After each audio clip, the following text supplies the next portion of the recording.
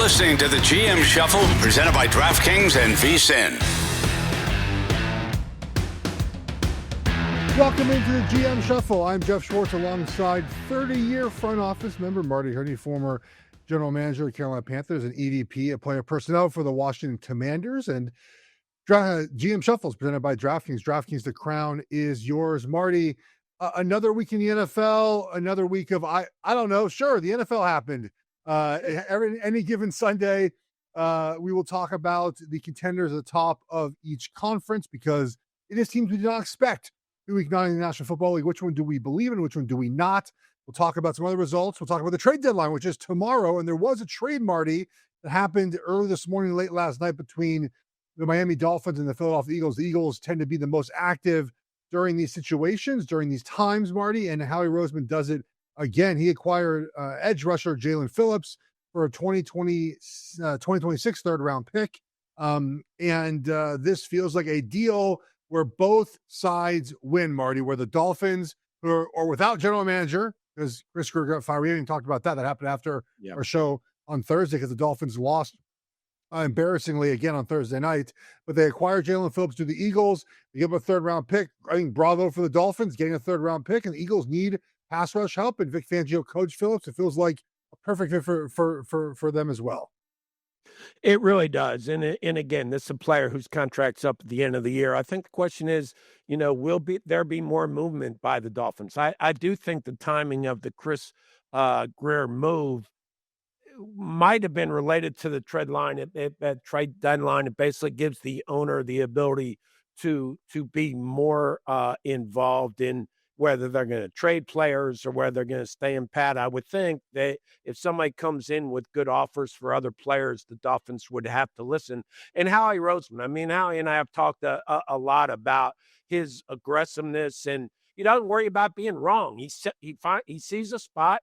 Listen, the Eagles are in the thick of this thing and have a chance to come back and repeat for the Super Bowl champions.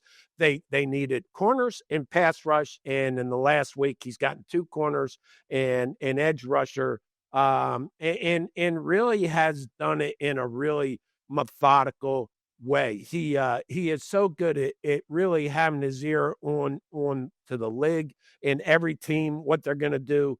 And I think you're right. I think this is a win-win for both teams, but it just shows, that the Eagles are always going to be aggressive. They're always looking to improve any way they can. And Geoff, that sends a message to the players in the locker room, doesn't it?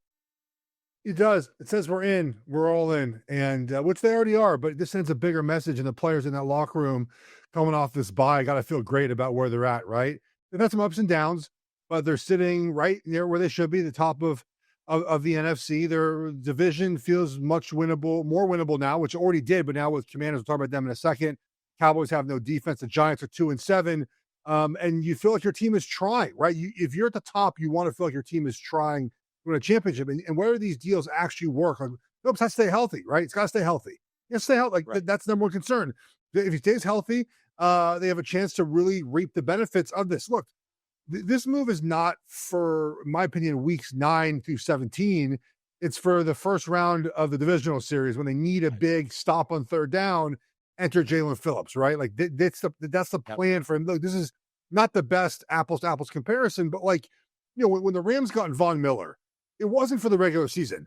It was for the postseason. It was to take some attention away from Aaron Donald to have to look at Von Miller, right? This feels like the same situation here where, okay, look, we have this guy over here, you might want to pay attention to him a little bit. If you don't, he's one-on-one, and maybe, it frees up him to do more. So I like this trade here.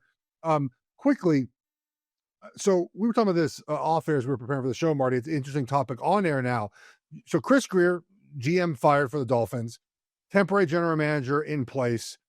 Does ownership have a say in what a team does at the trade deadline? I would imagine the best owners probably stay out of it. But in this situation, the general manager, while it is the assistant, the guy they put in charge, in this situation, it feels like Stephen Ross, the owner, is really the guy who has the final say in whether the Dolphins trade their assets or not. Yes, and obviously the owner always has the final say, but I think you see owners more involved, Geoff, when they're on the losing side, right? When you have a team that's struggling, there's going to be changes in the future. Listen, was kind of the worst kept secret that the Dolphins would probably clean house at the end of the year. So Chris Greer left on Friday, 4 days before the trade deadline. And Stephen Ross is going to be involved, and he's going to set the path for this team going into the future. And again, I think what it shows is if teams come a calling and offer the right price for the right player, the Dolphins will be open for business in the next 2 days. Do you think we're going to see more running back? Do you think we'll see anyone else go from the Dolphins? Wide receiver? I don't know what they're going to do here. I would be calling for Devon Achen every day. If I was a team that was looking for a running back, I think he's an incredible player. And I think, it shows you if somebody calls with the right price and it's a win-win, then they are willing to do it because they're going to start rebuilding. How much this time of year are you as a general manager, front office, looking at or hearing media reports about what teams want to do? Like, because we see these reports, Dolphins would trade Waddle for X amount of draft picks, or a team would do this and that. How much are not you specifically, but someone in your department, are you guys tracking those reports? Every day. Every day. Every day you either divide it up, you basically divide it up between your pro scouts, but as a general manager, you're trying to stay up to date every day on what teams are doing. And a guy like Howie Roseman works the phones is better than anybody. And it's really having contact with the general managers from the other teams a month, 2 months ago, and just keep kind of get an idea of what might happen, and things change as the season goes, but really having your pulse on every team. And that's what a really good general managers like Howie Roseman, like Brandon Beane, like John Schneider, there's a bunch of them that do it extremely well. I caught you because you guys say you never listen to anything the media says. I caught you guys finally. I finally caught you saying you do pay attention to media reports. All these years, I don't pay attention to the media. I don't care what they write about me. And you guys pay attention. That's the takeaway here. That's the takeaway. You do pay attention to media. You pay attention for information to help you. You do not pay attention to what they say about you. If you do, you wouldn't get up in the morning. Fair enough. Look, I hope Dan Quinn's not paying attention to the media today because the Commanders did not play well last night. And we'll talk about the victors in that game in a second here. Seattle looks really good. They're playing really well. But the story of that game is that the Commanders quarterback Jayden Daniels was back off injury and they dislocated his elbow late in the game when they're down 38-7, I believe, Marty, at that point of the game. And a lot is going to be made about keeping him in the game at this time. And I'll just say this from my perspective, Marty. Look, there is a time when the game is over. Okay, there just is. But not the problem, but because of what Denver did to the Giants 2 weeks ago, you're going to think that can be you every week. And you're going to continue to play that way. And while I agree with everyone who said and will say that this was unlikely to happen in this game, I agree. It was also unlikely for the Broncos to score 33 fourth quarter points and win that game, right? So again, I understand when you say it's unlikely to happen, why keep him in the game? I get it. I understand, but coaches don't think like that, right? Coaches think we're going to win no matter what. And again, is that the right way to look at it? Maybe not, but that's the way coaches thinking. And I think too, Marty, that when you're not playing well, 38-7, your offense is scuffing. Your offense really hasn't been quite as good as you expected this season. Daniels is coming back off injury. You're using that fourth quarter to get a little bit of good vibes going, right? Yes. Scoring a touchdown, scoring another touchdown. Like, even if you enter that game 38-21, it's an ass kicking. You lost the game, but at least you have a little bit at the end to say, okay, guys, let's build on this. Let's watch what we did well in those couple of drives. And I understand that saying this might seem trivial and unimportant, and in the grand scheme of things, you still lost 38-21 or 38-14. But that little bit of confidence, I think, does go a long way in just your psyche heading into the next week. But now he's hurt. So, I look like a dummy for saying this, but Marty, that's sort of the mindset behind why quarterbacks or offense continue to play hard and try to do things despite being down 38-7. Yeah, I agree, Geoff. I don't blame Dan Quinn for keeping Jayden Daniels in the game. I think now the bigger concern is this, okay, and we've mentioned this on this show, is that Jayden Daniels coming out, I loved him. I mean, everybody loved him. My only concern about Jayden Daniels was his durability because of his frame and his play style. Okay, and we're seeing that this year. And that is a little bit of a concern at this point. The defense is probably the biggest concern, right? Because they just don't have the speed on that side of the ball. They're an older group. That's the biggest concern for the Commanders right now. But listen, as you know better than anybody, injuries can happen every time you step on the field. So I'm never going to blame a head coach for keeping the starting quarterback in, trying to be competitive. I think your point's a very valid one, Geoff, that you're trying to get momentum going into the following week, right? Because you've had a bad half against the Chiefs. You come back, you get drilled by the Seahawks. You want something good to happen at the end of that game to carry over. I do not blame Dan Quinn for leaving him into the game, but they do have some issues on the defensive side of the ball as well. The Commanders sort of went for it this offseason, right? They went and signed some free agents. And I get it after Daniels, the season he had last season, but man, this is right. Them and the Texans, I feel like, are the two teams where you're like, what happened compared to what we've seen the last couple of years? I mean, Houston won the division, I think 4 years in a row. The Commanders didn't win the division last year, but based off of the way they finished last season, you thought they'd be ascending up, maybe not 12-5 again, Marty, but they legitimately, they won 14 games last season. Like, they were a legitimate good football team. And even if Daniels is playing, which he did, they got their butts kicked last night. Like, it didn't matter. And they got to do some soul searching. They got to figure out heading into next season now, how do we get better? Because I'm surprised, man. I'm not gonna lie, I did not see this coming. Yeah, I obviously, I mean, Washington was one of my bets. I thought that they would keep that game close and win it, and I couldn't have been more wrong on them or the Packers. We'll talk about the Packers a little later, but it's the NFL, Geoff. Every week's a different week. Every week is a different week. The Steelers voodoo was back, Marty. It was back. I think in 2 wins this year against New England and Indianapolis, they forced 11 turnovers. 11 turnovers. We're going to turn over talking pretenders and contenders. We'll do that next. GM Shuffle, presented by DraftKings Network.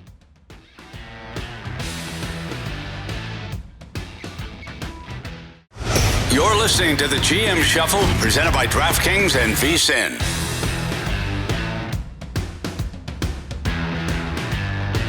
Welcome back to the GM Shuffle. Let's get right to, Marty, the NFC. If the playoffs started today, here's what we got. You ready? Eagles 6-2, top of the NFC. Tampa Bay 6-2, NFC South winners. Seattle Seahawks 6-2, they would win the NFC West. The Rams, the Packers would be in the North right now 5-2. The Rams have 6 wins. The Niners have 6 wins. The Lions are the 7th seed at the moment. They're 5-3, but the Bears also 5-3. Carolina 5-4. The Vikings and Cowboys, Falcons, Commanders, Cardinals, Giants, and Saints. I think we all really strongly believe in Philadelphia, right? We talked about them at the start. Yes. What do you make of Seattle? They entered last night one of the best teams in efficiency, right? Any number you want to use, DVOA, EPA, whatever you want to, they've been really good. Sam Darnold's been fantastic. And what's interesting is that, they are a team that sort of lines up to run the football, but they're really good at passing the football from these bigger formations, right? These 12 and 13 personnel form. But I think, to me, having 2 tight ends that can catch the football is really a game changer, because defenses don't know how to line up to that, right? Because any time with 2 tight ends in the field, you are a threat to run the football, obviously, right? But a lot of times teams pass the ball out of 12 personnel or 13 personnel. How do you guard these tight ends? Yesterday, we saw Colston Loveland look like Jamar Chase out there. Like, how do you guard a guy like that? Do you put a linebacker on him? Well, he's a little too slow. Do you put a safety? A little too small. Or if they run the football and you have a safety in the game, it's a mismatch. So I love when teams decide to go heavy in these tight ends. And Seattle yesterday, man, Marty, it was so impressive, right? Bing, bang, boom, down the field, touchdown. I think Darnold at one point was 16 of 18, starting really fast in this game. Are they for real? Because it does feel like we've ignored them a little bit, and we should stop doing that. Yes, and we've ignored them because we can't believe that Sam Darnold has bounce back to become one of the best quarterbacks in this league. And right now, that's what he's playing like, Geoff. It's amazing. And again, I keep going back to Kevin O'Connell and what a great job he does with everybody that has come through his door. But Sam Darnold's playing as good as any quarterback in the league. I mean, if you go back to the I saw ghost comment, that got all the publicity when he was a rookie. Look at how he sees the field now, Geoff. Look at how he's going through his progressions. And this is a balanced team. It's a balanced offense. You can throw the ball. Might have the best receiver, although I can't put anybody over Jamar Chase. But Jackson Smith and Jigma is one of the best wide receivers in this league right now. They have two really good running backs. They're a balanced attack, and their defense is a Mike McDonald / Baltimore Raven type defense. And I just think they're a really balanced team. And boy, the NFC West is just as competitive a division as you can get right now. Yeah, and look, I think a lot of it stems from what we saw with Darnold the last two games of last season. About when it sort of mattered the most, he faded. And I think people are waiting for that to happen here, which is probably not fair, but that's probably where we're at with them. I'm going to give a shout out to John Schneider. His drafts the last 4 years have been absolutely incredible. This year, obviously, Gray Zabel, Emmanuel Morris, Arroyo scored. I believe Arroyo scored yesterday. Horton scored yesterday. One of their tight ends as well. You look at last year, Murphy and Haynes and Knight. I mean, they just have starters all over the field. In 23, Weatherspoon, JSN, Charbonnet, Derek Hall, even go back to 22, right? Their left tackle and Cross, Lucas and Bryant and Woolen, like Kenneth Walker. Dude, it has been an incredible run of draft picks. And they went and got Sam Darnold when I think a lot of people, including myself, thought, you know what? We saw the last 2 games of last season. He sort of had a special year with Kevin O'Connell. This is not going to happen again. And they're proving all of us wrong. Yeah, John Schneider is one of the best in the league. And when we talk about guys like him and Howie Rose and Brandon, guys who have done it for a long time. And Seattle, John has always been, he came out of the Green Bay system, right? So he cut his teeth in Green Bay, and that's all under Ted Thompson, and it's draft, develop, re-sign, and that's what they do. You like what you're hearing here in the GM Shuffle? There's even more VSiN Pro betting splits, power rating, sharp analysis, all for just $9.99 on your first month. Go to VSiN.com/subscribe. Check out all the subscription options. Marty, you mentioned the Packers. They're leading the North at the moment. They're 5-2-1. And we've disagreed on them this season. I think they're fugazi. You've been a little higher on them. And I might be right as of right now. We'll find out. But that was an all-time stinker from a team that's expected to win that type of game. Now, again, credit Carolina. We'll talk about them in a few minutes. They're playing good football. They went in there and won as a 13-point underdog. And the Panthers are 5-4. They're playing better than I think we thought after the first couple of games of the season. But Marty, the Packers just leave me desiring a little bit more.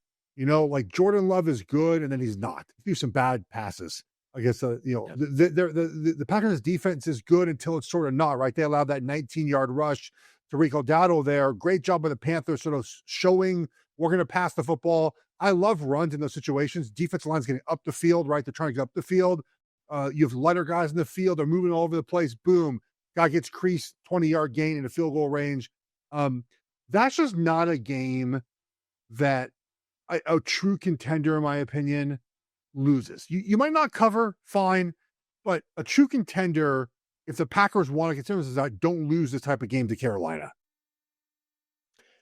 They didn't look great the week before against the Steelers either, but you're right. I've been on them. I was wrong, and I totally whiffed on that game yesterday. I thought they would go home and really play well. They did not, and I think they have some real legitimate problems on offense, Geoff, and it's both schematically and personnel-wise. I mean, first of all, right now, who scares you? Who do you have to – if you're a defense coordinator, who you come in to stop? Because nobody does, and they don't have a dominant running game. They're not pushing the ball down the field. If you look, guys aren't getting separation. They're not open. Jordan Love is throwing into the interception he threw late. There were 3 guys there, maybe 4. It was really bad, Marty. Really bad. It was bad, and they just looked that's as bad as I've seen the Packers look. And normally when you do this, the team comes back and plays better the next week. But I can't stay on them. I just think that they've got some issues, and it really screamed. And especially late, fourth quarter, they had to delay a game.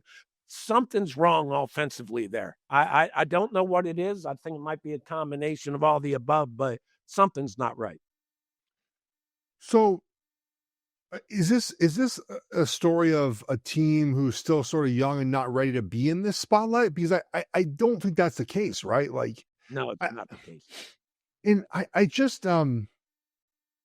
this is, I don't know how fair this is gonna sound, but like, your quarterback doesn't have to be a fiery, like screaming, yelling person. I put Eli Manning. It's not, that's not Eli's personality, but there was a gravitas about him. Now I put him after he won a Super Bowl, so this is a little unfair to Jordan Love, is what I'm getting to. But like when I watch Jordan Love play, I don't like get that that vibe of like a guy who is pulling the team to victory, if that makes sense.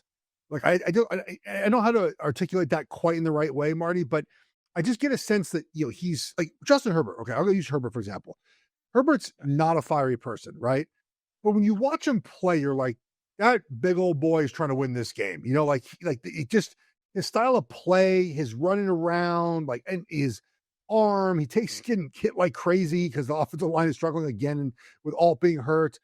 But when I watch Love play, maybe it feels complacency. I don't think he's a complacent person. He doesn't, but there's like, it feels that, I think you get your oomph, right, from your offensive line, your quarterback. And I think that's what I feel with Jordan Love. I don't feel that like oomph, that like extra that maybe quieter quarterbacks, I still see them play a certain way on Sundays where I believe they have that little extra in them. He doesn't scare you right now, and nobody on that offense scares you. And if you look at the good teams, even the teams like the Bengals, who, Jamar Chase and T. Higgins, they scare you. You got a game plan for them every week. The Packers offense does not have anybody, the defense coordinators sit down the week before and say, okay, we have to take him out of the game. I don't see that. And they don't have the running game to help. I just think that Jordan Love's a good quarterback, but they just don't have any playmakers, game changers right now on that side of the ball. That's a good way to put it. Maybe like they don't. Jordan Love doesn't scare me. Like I don't feel that inside. Where like I watch him play and I'm like worried that like if my team's gonna lose, like gonna lose because Jordan Love rips my heart out, type of thing. It's a good, it's a better way to put it, Mark. I like that better than the way I said that. One of their division opponents and a team we think will win the division. Who knows? The Lions right now. They're 5-3. They lost the Vikings. They've been Marty, like really up and down, right? Like it's been an interesting season for the Lions. They're supposed to be healthy, and they were in the back end of that secondary. McCarthy comes back from the Vikings, torches them. The Jared Goff was 8-0 against the spread against the Vikings the last 4 seasons. That offense looked lost. The Vikings pressured him in a way that we have not seen many teams pressure the Lions, and the Lions just looked out of sort. Cause for concern, Marty, or just sort of a middle of the season blip for them?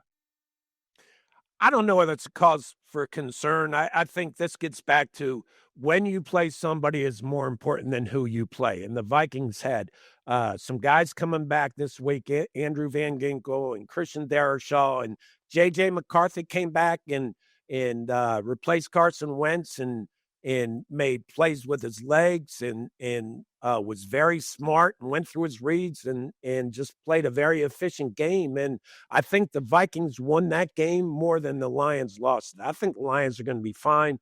But this is a league where, especially in division contests, it's every game's up for grab. And I wasn't shocked by this. I was a little surprised, but you also have to give credit to the Vikings and Kevin O'Connell, I think.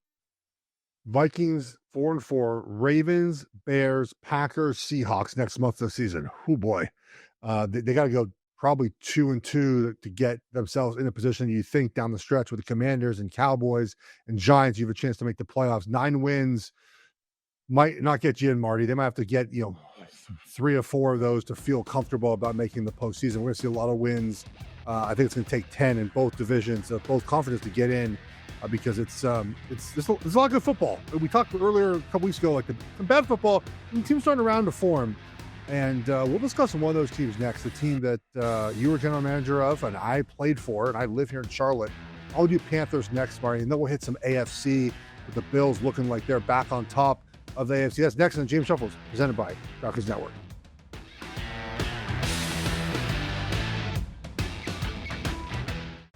You're listening to the GM Shuffle, presented by DraftKings and VSiN.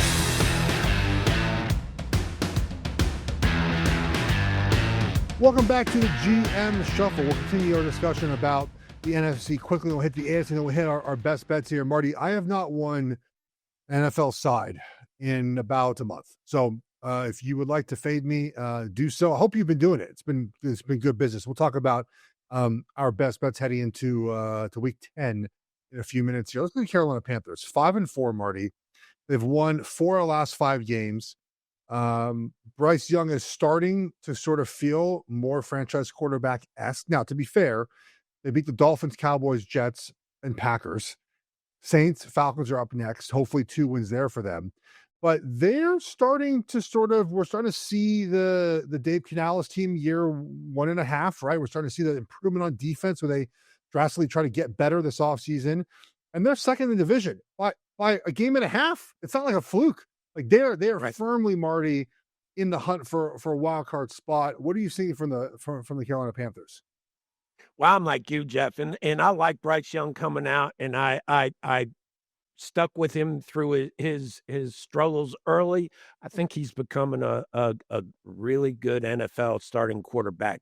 4 straight wins in his starts, right? The one loss they had that you mentioned was Andy Dalton. So that, and then Rico Dowdle. I mean, I just think that a quarterback's best friend is his running game, right? And it gets the offensive line excited. Rico Dowdle has come in, and I didn't really understand why when Chuba Hubbard came back that Rico kind of took back seat for a while, but now he's back.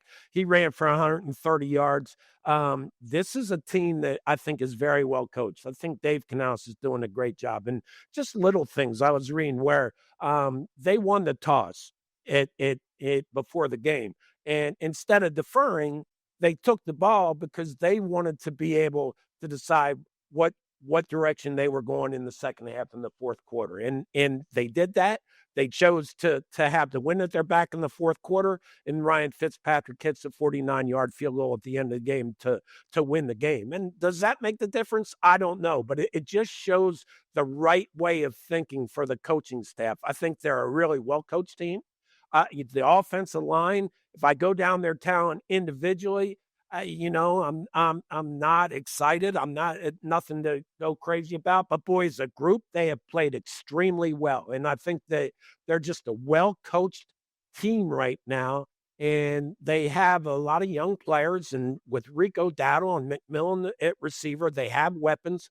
And their defense, although it's kind of up and down, their defense can play very good. So I think this is a team that is definitely in the hunt for a wild card. And it's an outside shot, but they have a shot. The Packers always like taking the ball too, Marty. So I imagine that not allowing them to do that to start the game kind of threw them off a little bit. And that's what they love. And I want to pull up a tweet of mine right here from March 12th, 2025. It is a notice the Panthers have signed Rico Dowdle to a 1-year deal. I tweeted at the time, this feels like one of those signings where halfway through the season we collectively go, quote, the Panthers got a steal here. That felt like one of the better free agent signings, just looking at his production in Dallas and what the Panthers needed from him. I look smart for once. I need a good pick-me-up, Marty. It's been a rough couple of weeks in prediction. I got old takes exposed on a college football thing I said, so it happens every now and then. So good for the Panthers as they head into the rest of the season. Now, hopefully, we'll see them in the postseason. That'll be awesome here for the Carolina Panthers. All right, back to the AFC now, or to the AFC, I should say. Indianapolis at the top, 7-2. They lose to Pittsburgh. Marty, that looked like the old Daniel Jones. It could also be voodoo, Steelers voodoo. So I don't really know which it is, but they've been riding high. They felt due for a little bit of a pullback, but was that concerning at all for you that we saw sort of the old Daniel Jones that we didn't really like? Not from that end. I look more at it coming into Pittsburgh, um, against the Steeler defense that was just maligned for weeks, and everybody was Terrell Austin, their defense coordinator, was taking a lot of criticism. They weren't getting any pressure. They blitzed the whole game and really didn't get a lot of pressure on Jordan Love against Green Bay. They came in and TJ Watt and the Steelers defense line just wreaked havoc on the Colts offense line and Daniel Jones.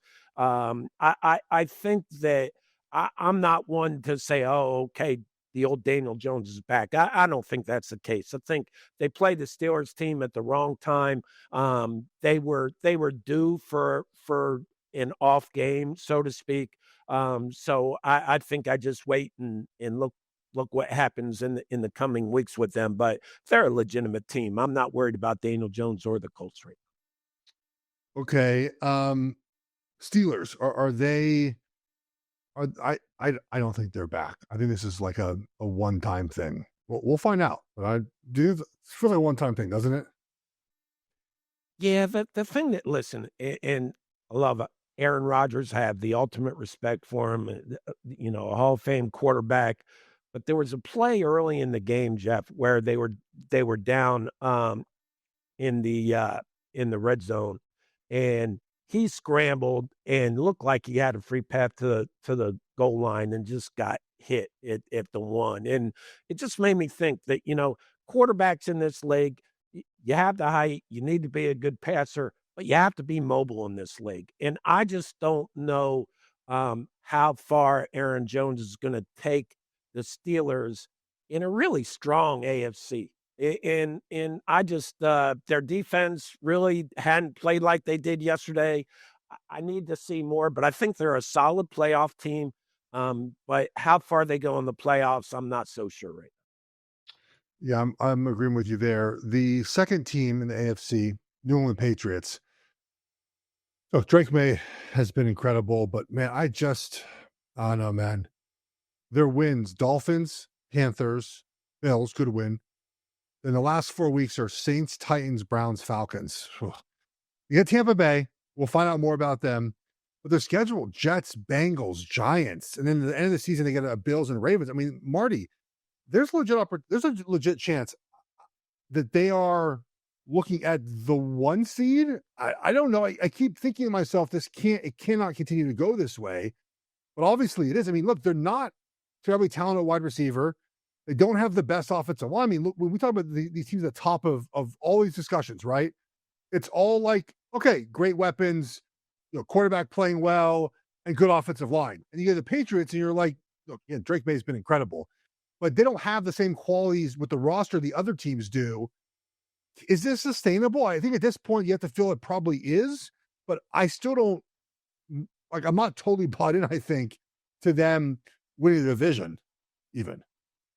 It's sustainable, and they would be a team that I'd be interested to see in the next day or two to see if they're aggressive and try to go out and get somebody in the trade deadline. But obviously the huge games, the game in New England against the Bills, I think that's going to be one that will decide the division, and winning the division's huge as far as home field goes. So I'd still find it hard to believe that they're going to pass up the Bills and win the division over the Bills. It's just they're still early in their development, but I have great respect for everybody in that Patriots organization as far as Vrabel and their front office. I think they do a great job, and I don't know. They're playing good. I mean, it's hard that they're playing as well as anybody in the league right now. According to DraftKings, Buffalo, the number 1 choice to be the 1 seed in the AFC. Then a little drop off to Indianapolis. The Patriots Broncos are tied at 5-1 to be the 1 seed. Denver wins again.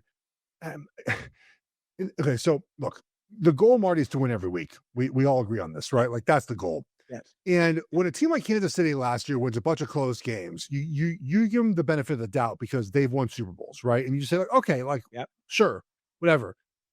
The Broncos' last 3 games, excuse me, well, let's see, four of their 5 wins. They've won 6 in a row.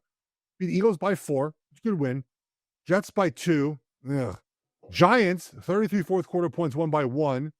beat a bad Cowboys team and then beat the Texans without CJ Stroud 18-15. I don't know, man. Schedule's easy though. Raiders, Chiefs, Commanders, no Daniels, more Raiders, Jacksonville. Broncos right now to win the division, Marty. It's not out of the question, man. Like they are right there right now to make this happen. And I didn't see it coming. I don't know if anyone saw it coming to this extent. I think there were Broncos fans that thought it was going to come, but they're the favorite right now to win the division, plus 110 according to DraftKings. Yeah, I mean, I think anytime a team wins as many close games they have, Geoff, we tend to think, oh man, they've just been fortunate, but they're really not. And you mentioned Kansas City, right, winning close games. Well, Andy Reid had a lot to do with that. Sean Payton has a lot to do with that with Denver, and by that I mean that the head coach instills the confidence. Listen, we talked about blueprint and formula and how you win games. Go back to John Fox's statement. Why do some teams lose and other teams win late in the game? He said one team knows they're going to win, the other team thinks they're going to win. The Denver Broncos have a confidence right now late in games because they practice well. They are very detailed. They know what they need to do to be successful on defense and offense each and every play. And I think that comes from the head coach. And I think Denver right now is just on a really good path. And the more close games you win, the more confidence you get, the more you kind of embrace those situations and want close games because you're going to win it. So I just think that the Broncos are playing extremely well right now. And I love their coaching staff and the way they put this team together. We'll get to Chiefs Bills in just a minute here, Marty, but very quickly, a tweet out right now from Denver City. League sources say the Bengals are still asking for a first-round pick in any deal for Trey Hendrickson. Okay, LOL. Sure, whatever you ask for. Not getting a first-round pick for what would you give up for Trey Hendrickson right now if you were the Chiefs, Eagles, like a contending team, the Buffalo that might need one more pass rusher? I mean, it's between a second and a third. I mean, it would I would probably say a third if you really think that he's going to put you over the top. Maybe you go for a second, but it's in that range. You certainly can't give a first-round pick. No, I love these. But that just means they don't want to trade him. Correct. They don't want to. Just say you're not going to trade him, or maybe there's a team desperate for you give up a second-round pick, but expiring contract, second-round pick, older guy. I just don't see that happening. What I do see happening is us talking about Chiefs Bills. We'll do that next on the GM Shuffle presented by DraftKings Network.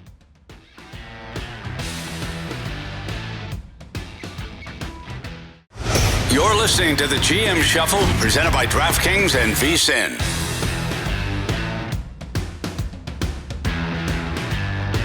Welcome back to the GM Shuffle. Best bets in just a few minutes for this upcoming week. Marty, just like everything else I've said for the last 3 weeks, it has been wrong, and I was wrong about the Chiefs and Bills game.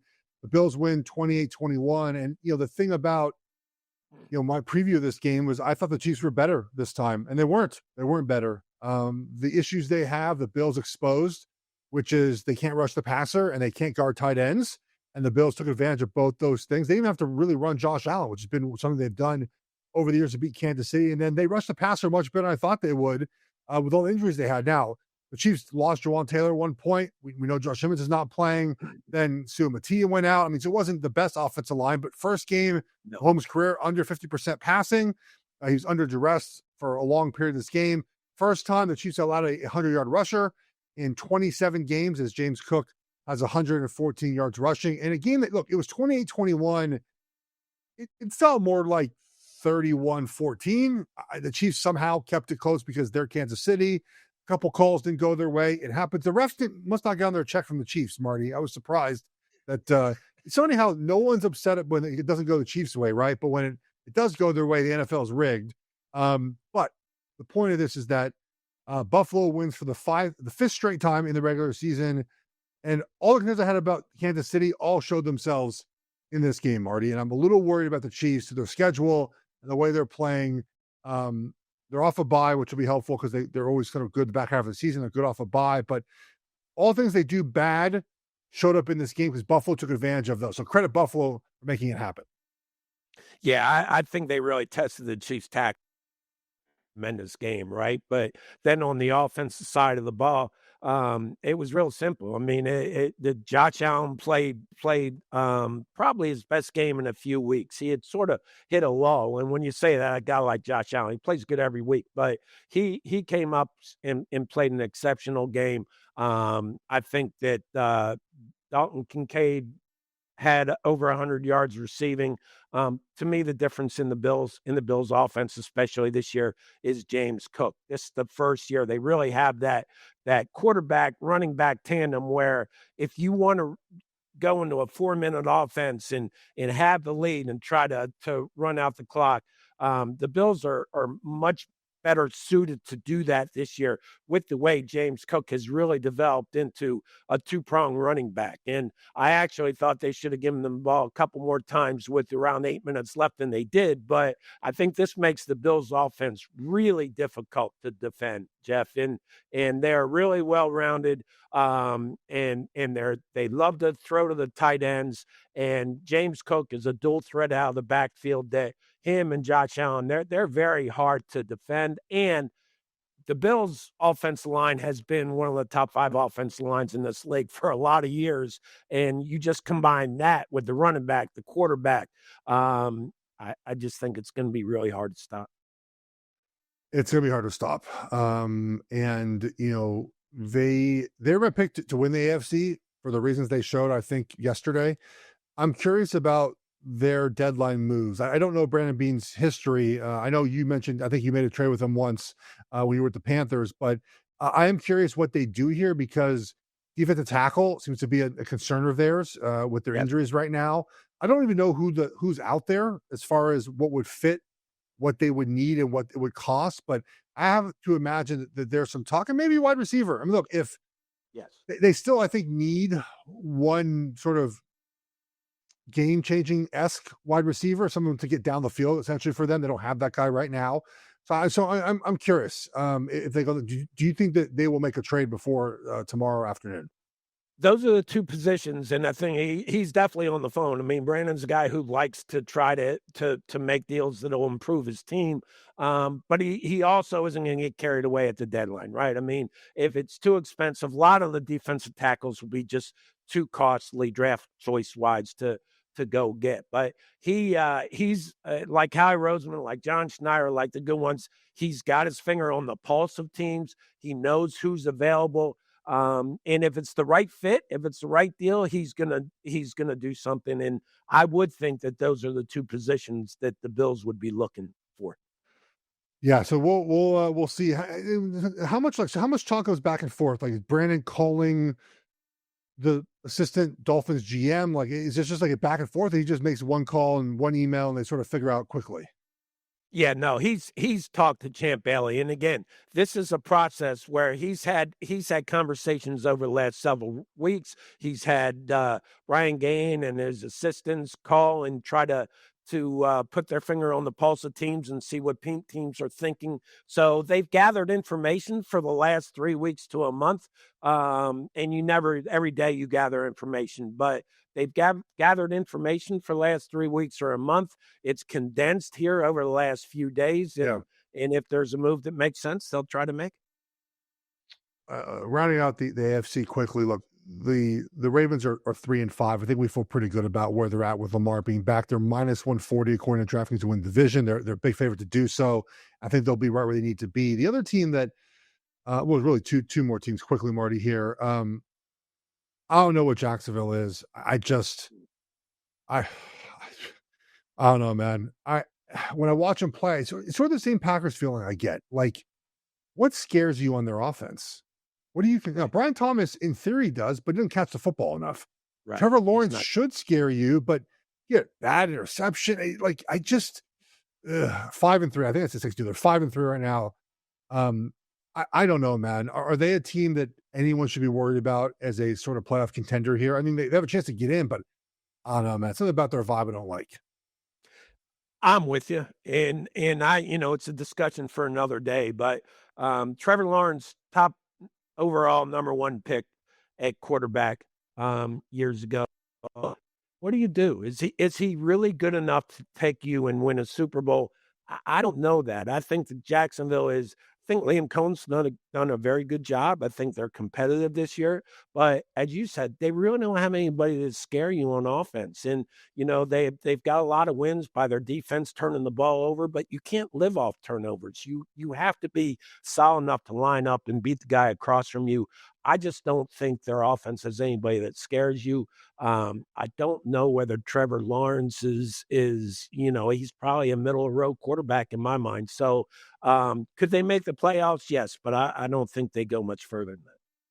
Quickly on the Chargers front, Joe Alt hurt again, Marty. Yeah. Just the on and off splits when he's on the field, off the field. If he's out another 6 weeks, I think the Chargers are in a world hurt again, man. I've not seen one lineman matter this much. But it's also because Slater's hurt. Like you're down now 2 tackles, not just one. Yeah. You can't choose who to help. And it just, their play just infinitely gets worse when he's out of the lineup.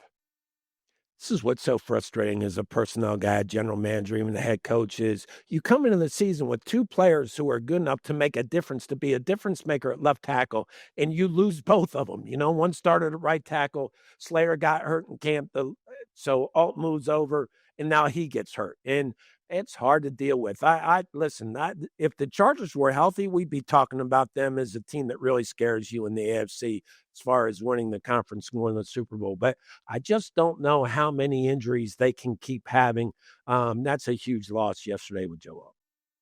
Speaking of injuries, just announced right now that tests confirmed that Packers tight end Tucker Kraft did tear his ACL yesterday, Marty. That's a big loss for them there. I got that C on his chest, a captain as well. And that feels like another blow to the Packers. And he was a guy we talked earlier, like who scares you?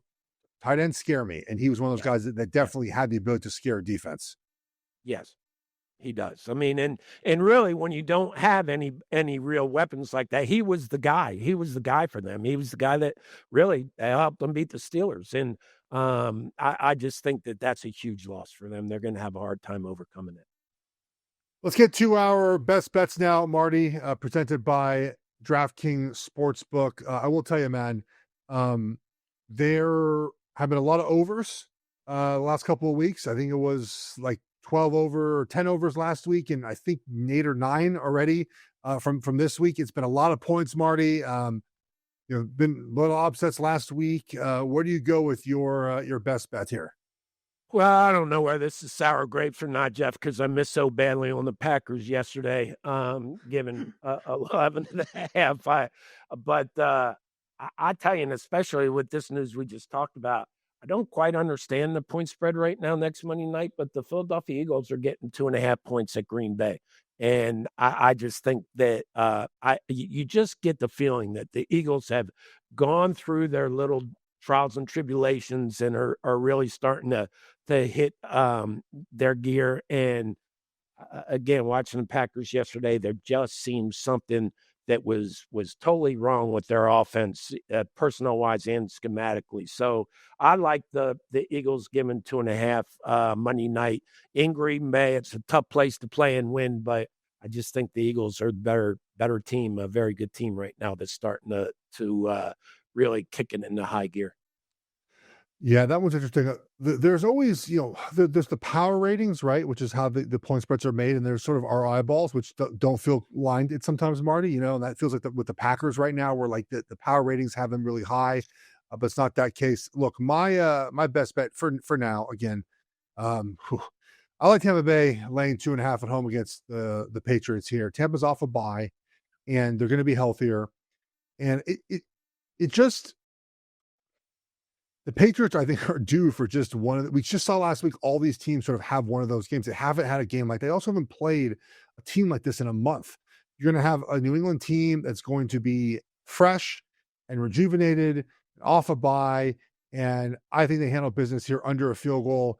I'll take the Bucks here minus 2.5, Marty. The under looks pretty good in that too, doesn't it, Geoff? I mean, I do. I like that game. I like the Bucks as well, but I think the total was 48.5. And, these are two really good defensive coaches and very good defenses. And I think the under could be something that might be in play for me as we get closer. All right, Marty. Well, we have come to the end of our Monday show. All right, we have a show Mondays that reviews the week that just happened and preview a little bit next week. We have a show Thursday that previews the week coming up. So make sure to listen to both of those. Please rate, review, subscribe on whatever podcast platform or choice you're on. Also, if you're watching on YouTube, hit the subscribe button, free of cost, easy to do, helps us out. If you like our show, please hit the subscribe button. We'll be back on Thursday to talk about all the action we're going to see on Sunday. Take care, everybody.